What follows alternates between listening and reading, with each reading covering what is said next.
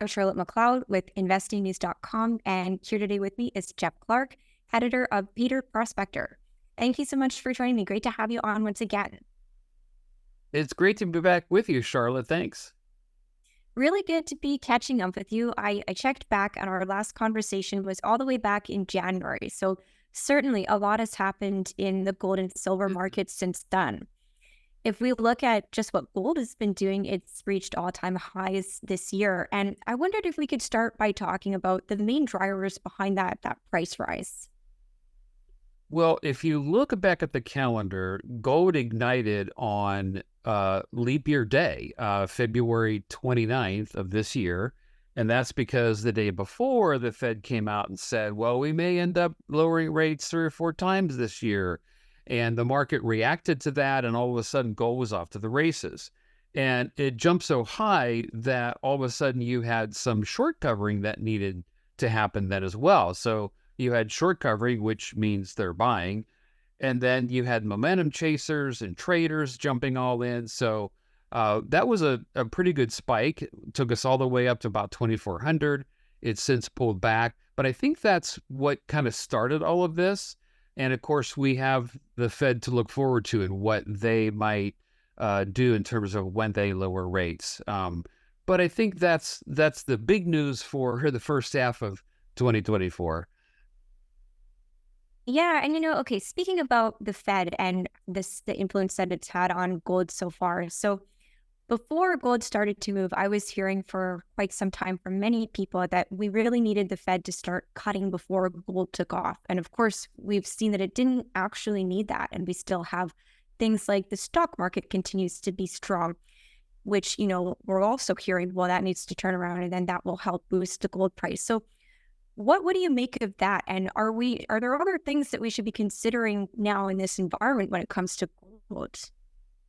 That's a great question, actually, because believe it or not, most people don't know this, even in the gold community, but the gold price has doubled since 2019. It's doubled. And yet, what do we have in that time period as well? No recession. We have we had a recession in 2020, but we've had no recent recession when everybody was thinking we would have one. The US dollar is higher. The stock market is higher.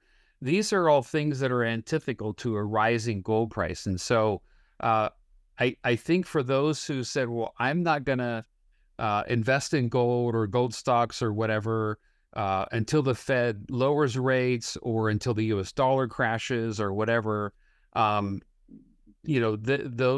investors that have unfortunately missed out, because you don't want to be looking at one part of the elephant. Gold can respond to many different things. There's many factors and variables involved. And so it's uncertain times. You want to be long gold, make sure you own enough and have enough exposure to mining stocks in case they keep going, which is what's happening now. Right. And okay, with that idea in mind that gold can respond to so many different factors, I will ask you what you see coming from the Fed in 2024, just because I'm curious, and it is one of the things that we usually discuss when it comes to gold. So what do you think we'll get from the Fed moving into the end of the year? Yeah, I hate that we have to talk about them. I'm sorry. No, it's like you. I just, we have to talk about them, but I just don't like that we have to talk about them because they do impact markets, but they're really a marketing machine. That's what really they are. And forward guidance is one of their mandates, just talking and saying what they might do, and look how that's worked out so far this year. They've seesawed back and forth on this, when we're going to lower rates, how many times we're going to lower rates, are we going to lower rates at all? This keeps going back and forth. And so to be honest with you, Charlotte, I don't give a lot of time to it and what they're saying and doing. They do impact markets, so I do watch it, and I think active investors should pay attention to it. But you know what? My portfolio is prepared for whatever they may do. I love what the Greek philosopher Pericles said. Don't try to predict, just prepare. And some may say, well, how am I going to prepare if I don't know what's coming? Exactly. You have to prepare for that. You have to be prepared for uncertainty. So I think what that means is you have to watch, you have to own enough gold, and for gold stocks, mining stocks, which is what I specialize in and spend a lot of my time doing and own a lot of. I own them, but I also have a cash buffer in case there is some sort of crash that takes them back down further again. So I got a little off track with you there, but that's kind of how I approach all of this with the Fed and the inflation numbers and all of that. The CPI is not inflation. It's a CPI. It doesn't necessarily measure what's really happening out in the real world. It's embarrassing when the Fed and politicians say that inflation's low. We all know it's not low, so I don't spend a lot of time on that. I watch it, but it's not a priority for how I invest. Right. And I think you've explained this before, but probably it bears repeating. So when we talk about owning enough gold, that's kind of a tricky word. So for you, what does enough mean? Well, there was actually a study done on how much gold you should own. How much gold should you own before it becomes too much versus not having enough to make a material impact on your portfolio. And there was a study done by CPM Group, went way back to the 70s, and they just tracked it. And they came out with a roughly 20% figure, between 20 and 25%. But 20% was kind of the bottom for the amount of gold one should own to balance risk and reward in their portfolio over a long period of time. Now, for some investors, that's going to sound like a lot. Well, if it is a lot to you, I would suggest that maybe you do need to own a lot right now. You need to be a little overweight.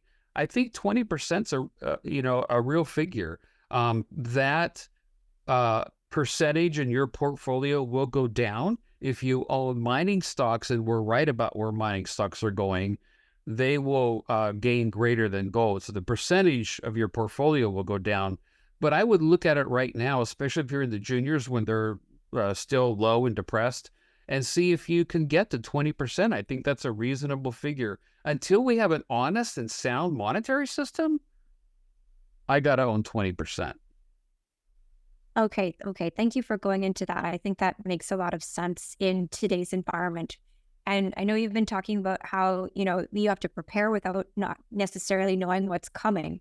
But if we look at the gold price heading into the rest of this year, so during our January conversation, I think you had kind of said, 21, 22, 2300 gold is going to get through there. We could even go to 2500 possibly this year. So seeing though as it's moved so fast, have you made any adjustments to your thinking?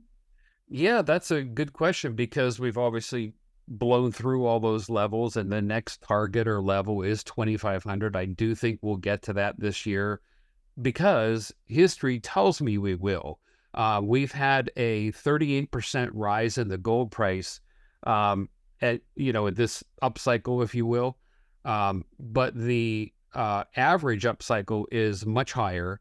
And if this upcycle were to end now, it would be the lowest in history. So I'm forced to believe because of history that this trend is going higher. So I do put a lot of, let's say I have a high confidence level that gold is going to breach the $2,500 level this year.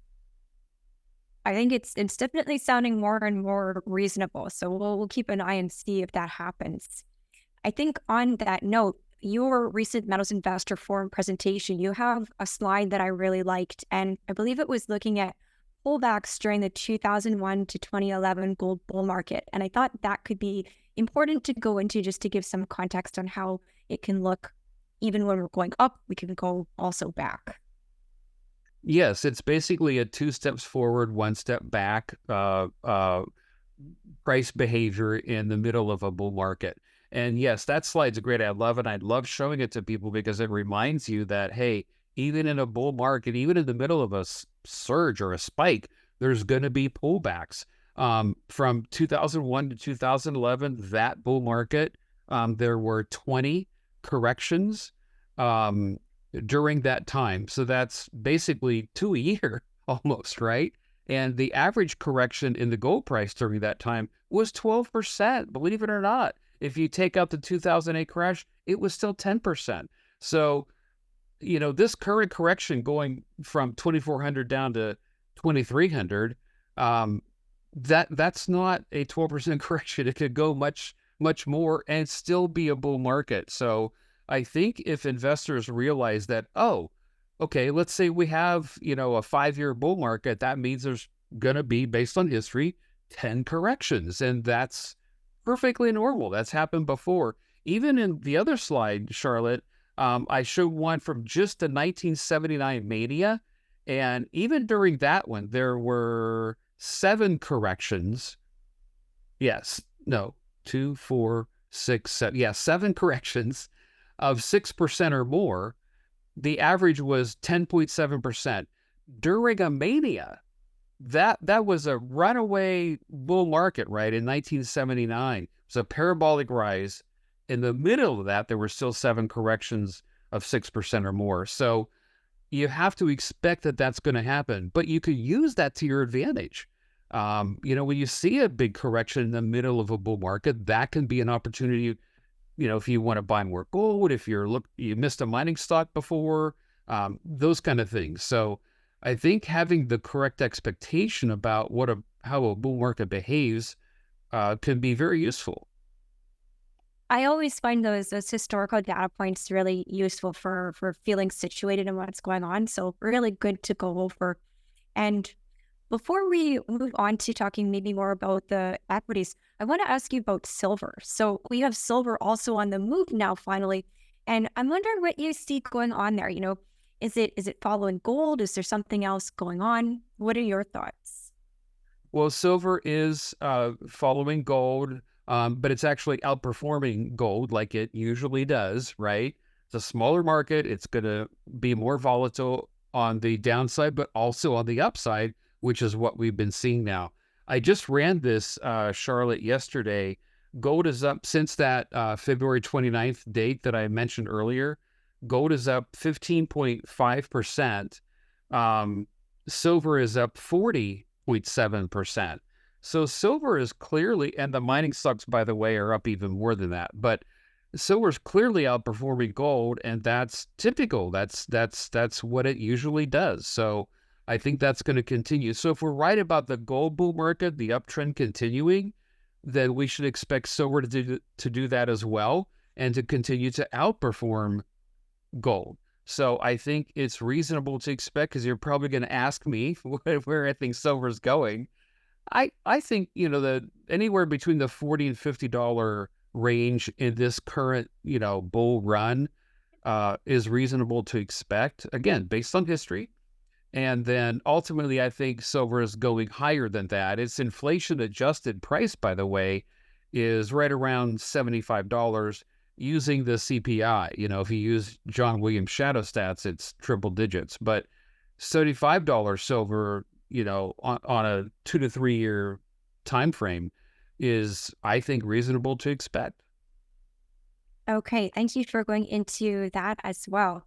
And all right, so if we look at the junior research sector in general, when we had talked previously, you spoke about 2023 being perhaps the worst year for sentiment ever, and us bottoming out around that time. So how has sentiment look, or I guess to what extent has it improved this year? What are you seeing?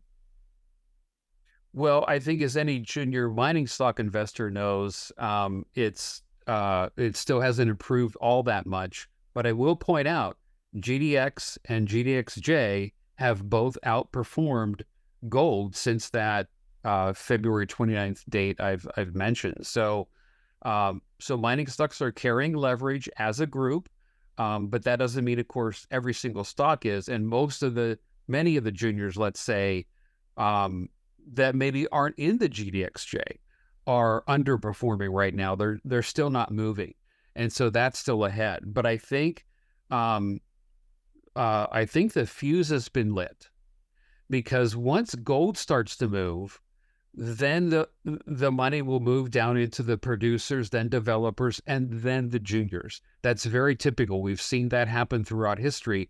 And so that does mean the fuse has been lit. We can expect within whatever the period of time is, that money will move down into the juniors and begin to shift. We've seen a shift almost in the gold price, that the sentiment in gold price. So next will be the minors, and then at the end of that will be the juniors. And you know what? Given how depressed they are, oh my gosh, we could see some really big gainers before this is all over. Okay, I think that helps. One thing I wanted to ask, so we've talked about prices for gold and silver, what's going on in those markets. We've talked a little bit about the equities. Are there any other trends that you're watching among the companies right now, things that you're paying close attention to? You know what, Charlotte? I am laser focused on mining stocks right now. So I'm watching those because I know that some of those can move if they make a discovery, regardless of what the market did. You know, Snowline Gold was a 10x stock for us in 2022. Last year, Hercules Silver was a 10x stock for us. So who's it going to be this year? It doesn't require the gold and silver move. It requires something that the company is doing that is outside of what, you know, a lot of other companies might be doing. They're making a discovery. They're significantly expanding their deposit. They're going into production, you know, those kind of things. So I'm watching that. And then I'm watching other metals as well. Gold and silver, definitely. And then also watching copper. And I'm also watching lithium. And then, of course, we have a big allocation to uranium right now. That's a bull market that's happening right now. So I think investors who are, if you're a mining stock speculator, you want to have exposure to um, the uranium plays. And a lot of those have moved. We've actually taken profits in a lot of them, but there are new companies coming along that are just getting started that, you know, I think could be good bets. So not all of them, but I think there are a select few out there that I'm personally betting on. Okay, that's really interesting. And of course, when I talk to you, I think I really always focus on gold and silver, but of course, there's other things going on. And we do talk about uranium on our channel, and I've found that it's calmed down a little bit over the past 2 months. People have been more interested in gold, silver, copper. So maybe for resource investors, there's something to say in there about keeping an eye on the broad spectrum. And okay, gold is really hot right now. Maybe you're looking at uranium, and you can get into something there. Any thoughts you might share there? Yeah, that's true. It has pulled back a little bit, but this is a bull market uranium that's going to last for, you know, who knows how long, but I would guess, you know, 2 to 3 years because of a supply demand issue, because of politics, especially with Russia, because of the green energy movement. You've had most politicians and environmentalists do a complete 180 on uranium. They hated it 3 years ago. Now they love it and are even throwing money at it. So this is going to run. This is not fully played out yet. So you do want some exposure to those plays. And again, if something's run up a lot, well, there's other stocks that you can get into that haven't run up a lot yet. We're still speculating, but I think given the backdrop of the fact that this is a bull market and it's going to run for a while, you know, having a basket of these speculations might just pay off really well. All right. And, as we start to wrap up, I want to make sure that I touch on some recent news for you. So Gwen Preston, I think many of our listeners will know Gwen from Resource Maven, and she's recently moved on from her newsletter to a new opportunity. And you will be, I believe, taking over her newsletter. So I'm wondering if you can tell me a little bit about that transition, what we should know. Yes, thank you.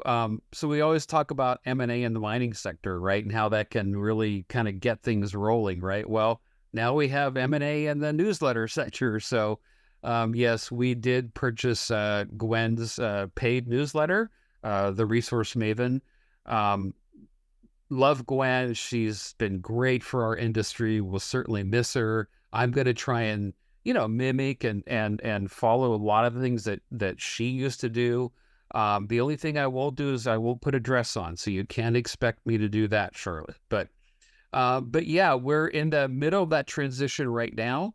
So you can sign up on the Resource Maven side or the Paydirt Prospector, which is the Gold Advisor side. It doesn't matter, but that'll all be merged. And in other good news, Peter Krauth of the Silver Stock Investor, who worked with Gwen, is also coming over to the Gold Advisor. So the business is swelling rapidly. We're scrambling every day to get it all done, and we're still in the middle of that transition. But by the end of June, that will be done.